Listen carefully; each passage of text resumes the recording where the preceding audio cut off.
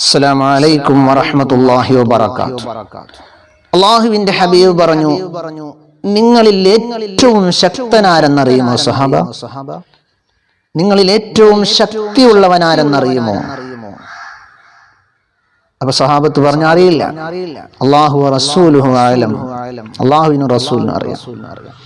പ്രവാചകൻ പറഞ്ഞു, മല്ലയുദ്ധത്തിൽ ശത്രുവിനെ കീഴടക്കുന്നവനല്ല യഥാർത്ഥ ശത്രു.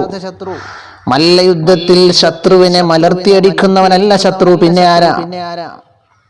ദേഷ്യം വരുമ്പോ, കോപം വരുമ്പോ അതിനെ നിയന്ത്രിച്ച് കടിച്ചു പിടിച്ചു നിൽക്കുന്നവനാരോ അവനാണ് യഥാർത്ഥ ശക്തൻ എന്ന് അല്ലാഹുവിന്റെ ഹബീബായ മുഹമ്മദ് മുസ്തഫ സല്ലല്ലാഹു അലൈഹി വസല്ലം.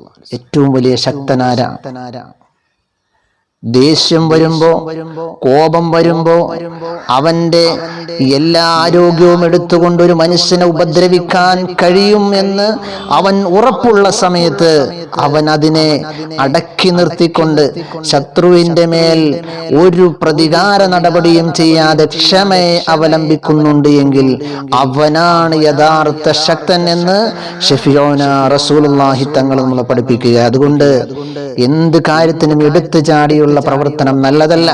ഏതെങ്കിലും ഒരു മനുഷ്യന് നിൽക്കുന്ന സമയത്ത് ദേഷ്യം വന്നാൽ അവൻ ഇരിക്കട്ടെ, ഇരിക്കുന്ന സമയത്ത് ദേഷ്യം വന്നാൽ അവൻ കിടക്കട്ടെ, കിടക്കുന്ന സമയത്ത് ദേഷ്യം വന്നാൽ അവൻ 2 റക്അത്ത് നിസ്കരിക്കട്ടെ എന്നാണ് അല്ലാഹുവിന്റെ ഹബീബ് നമ്മളെ പഠിപ്പിച്ചു തന്നിട്ടുള്ളത്.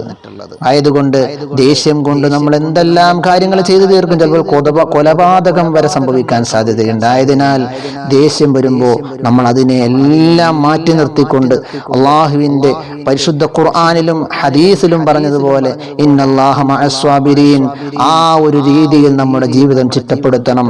അല്ലാഹു തആല കാര്യങ്ങൾ മനസ്സിലാക്കി അമൽ ചെയ്യാൻ തൗഫീഖ് നൽകട്ടെ. വആഖിറു ദഅവാനാ അൽഹംദുലില്ലാഹി റബ്ബിൽ ആലമീൻ. അസ്സലാമു അലൈക്കും വറഹ്മത്തുള്ളാഹി വബറകാതുഹു.